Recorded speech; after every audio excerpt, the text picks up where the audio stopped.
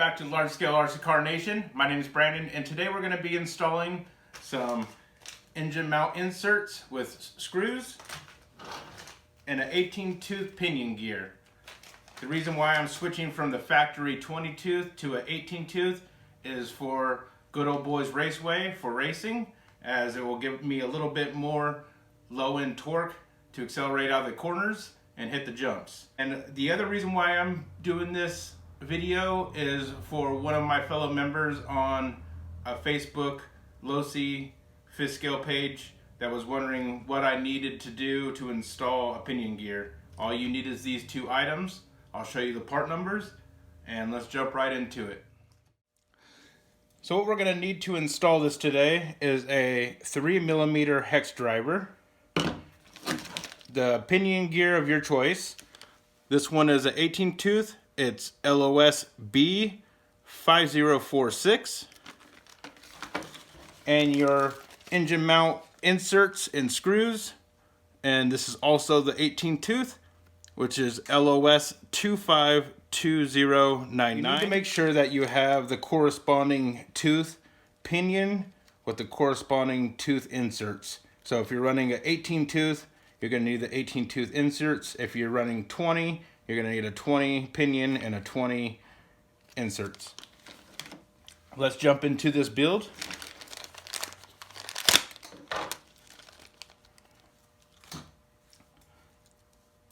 So the pinion comes with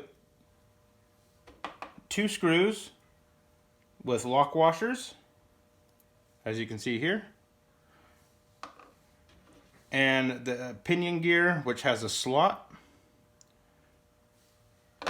I do recommend using the MOD pinion, as it is a lot stronger and it will last a lot longer, but I already had this with me.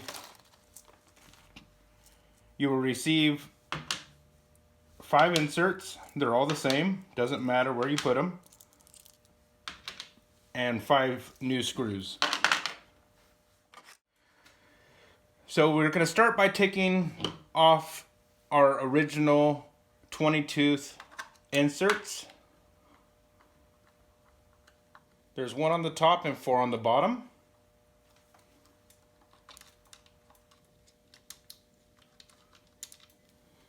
Once you've taken out the top one, you're also going to want to loosen these 2 screws on this mounting plate. That way you can slide your engine in and out.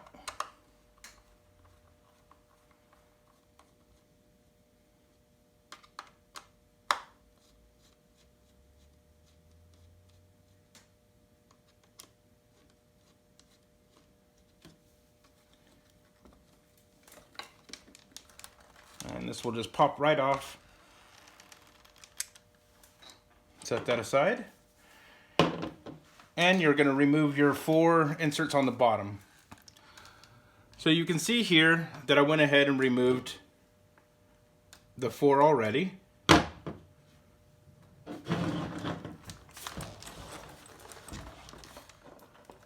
You're going to want to remove your throttle linkage and your gas lines. So now we're going to use a 4mm Allen to remove this bolt out of the center of the pinion. You're going to hold your pinion with some channel locks or vice grips, whatever you have available. I asked Chris Bartolone and Carl Woosley what they used to remove their pinion, and they said channel locks. I got vice grips available right now.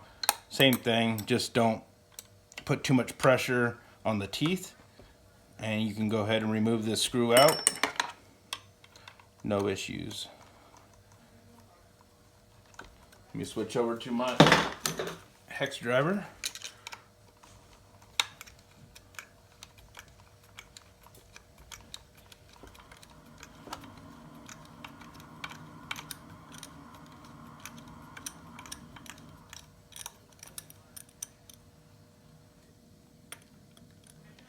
Make sure that you get your lock washer with the bolt.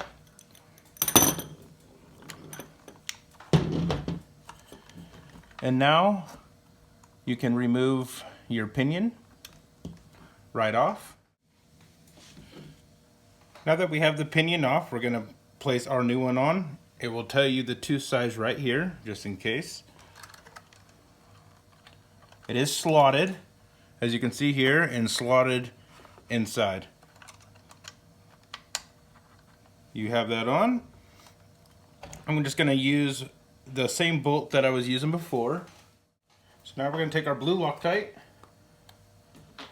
and place it on the screw. Just make sure that you don't overdo it.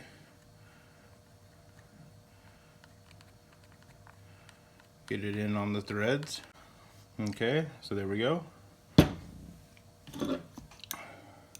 Take our 4mm and thread it up back in.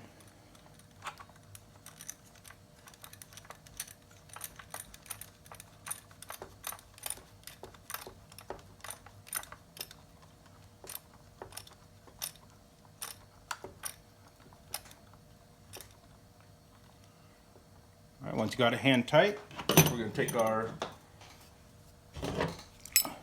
pliers again and tighten up the screw extremely tight. We don't want this thing falling out.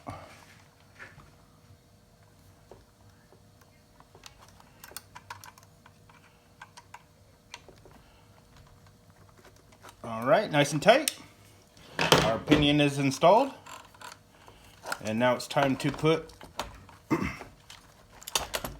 our inserts and screws back on. Let's do that now. Alright, we will first start by reinstalling our top plate back on.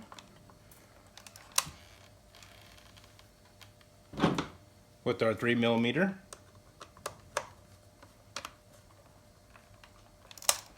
Make sure that you push it down nice and tight in there. That way you don't strip the plastic on your diff housing.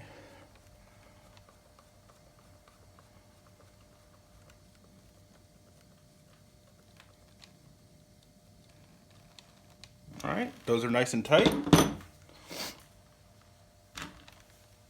We will now place our new insert.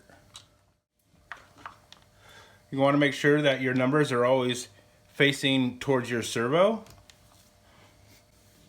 You could use a little blue Loctite on here. I'll just put a little dab. And you'll take your 3mm and install the screw back in.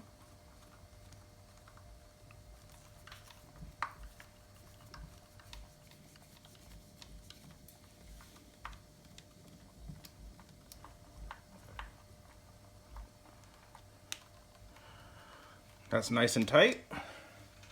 We will now do the 4 on the bottom. Okay, I'm going to reuse the original screws as they are not stripped out. Nothing's wrong with them, so I'll save this hardware for when it's needed.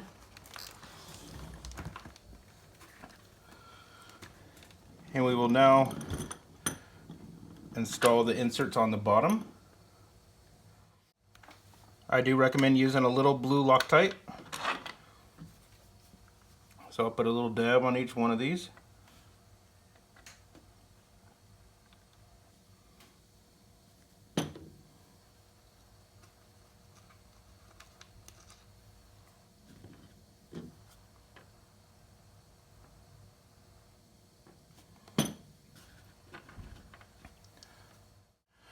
And you'll make sure that your numbers are facing in the downward position to the servo as well on the bottom.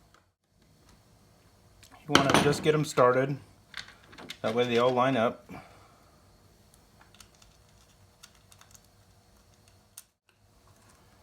And once you have them all started, I like to go in a cross pattern. Once they're all hand tight, I always like to go back over with the T handle to make sure that they're in very tight and they don't back out due to vibrations with the motor and the heat. That's why we always use the Loctite. How come none of my subscribers told me that the camera wasn't in view?